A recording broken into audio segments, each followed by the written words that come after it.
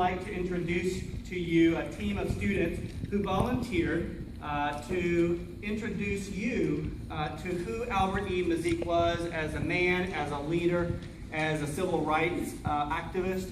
And this group of students contained some students who in the 6th grade researched who he was and then very kindly and appropriately visited his gravesite at Eastern Cemetery and cleaned the tombstone and cleaned the area around it and delivered some Meyzeek Middle School memorabilia there. So I thought that it would be appropriate for you this evening to get an introduction of who Albert E. Meyzeek was. And there is so much to his life and his legacy. The students had a hard time boiling this down to just a short presentation for you this evening. But at this time, I would like to turn the program over to 4 students. 3 could be here this evening, but Vivek Balakrishna was not able to be here, but he supported the work, as well as Victoria Cabral, Rukmita Chinna, and A.J. Cotton, who researched him so thoroughly that he decided to dress like Albert E. Meyzeek this evening. So come on up, guys, and share with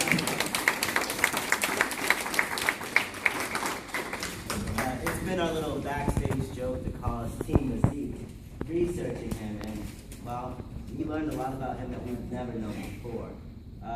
This is Victoria. She has literally put together the slides and will be running them, and this is my lovely assistant. Here.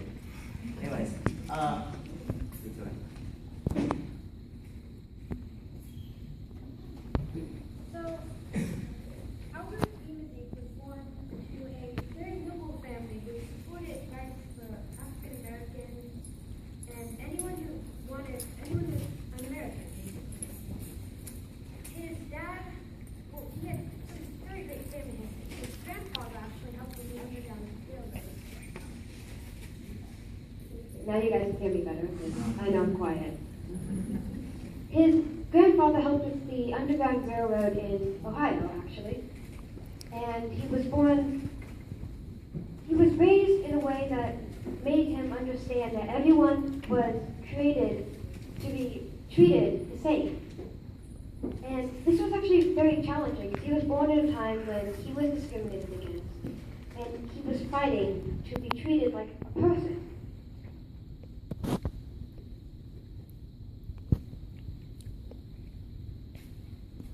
Young Meyzeek was born in Ohio in 1872. Ohio was where his great-grandfather and father had received the Underground Railroad escapes through the Ohio. They had set up his grandfather lots, and John E. Meyzeek, his father, one stayed on one side of the river while the other was on the other, and they escaped across by swimming or on boat, escorting maybe 4 to 5 different people. And this was one of the hardest parts to ignore, knowing how impressionable this was to how he was raised.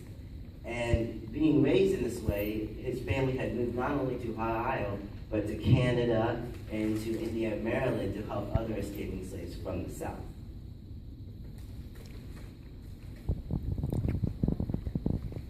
Albert E. Meyzeek went to Old Harry Ott. I think I'm saying that wrong.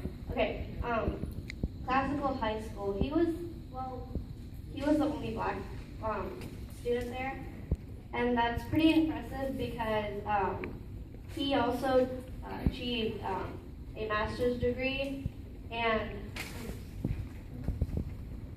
valedictorian, which is like it's impressive for that time period, but now like.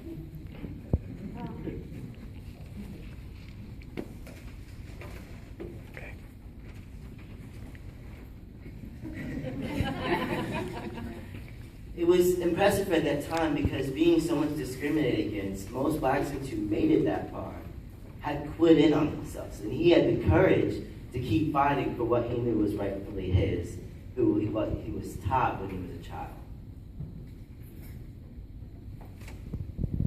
Albert E. Meyzeek made many achievements in his life.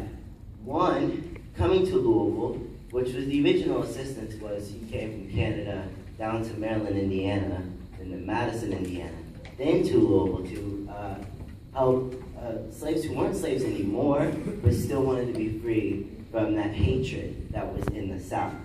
And assisting with that, he came to Louisville and passed a competitive exam to become the principalship of Booker T. Washington.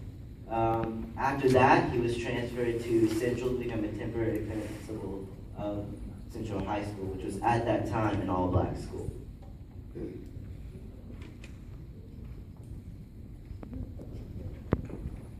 Albert E. Meyzeek was also the director of the first Standard Bank.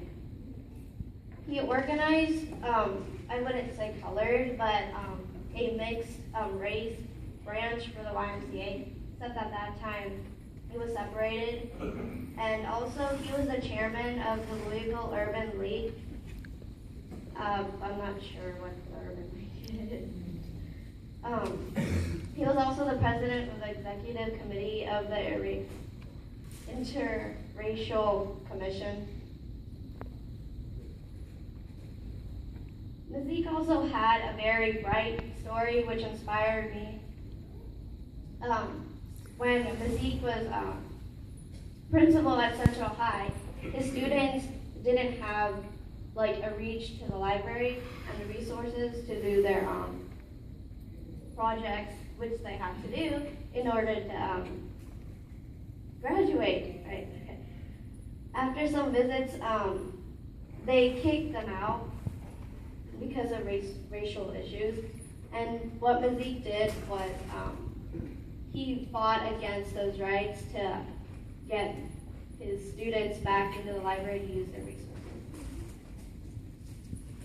On this note, the same library had denied him had become the first mixed racial library. Polytechnic Library was the first Louisville mixed racial library. And I think it was also the first mixed racial library in the state. And that was a great accomplishment. And that's where most of this information has come from, was the American Library Association. And now that we're here, learning about Mr. Meyzeek,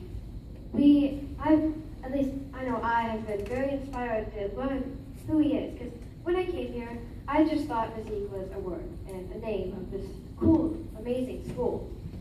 But I started to learn more about Albert Meyzeek, and I learned why we decided we named the school after him.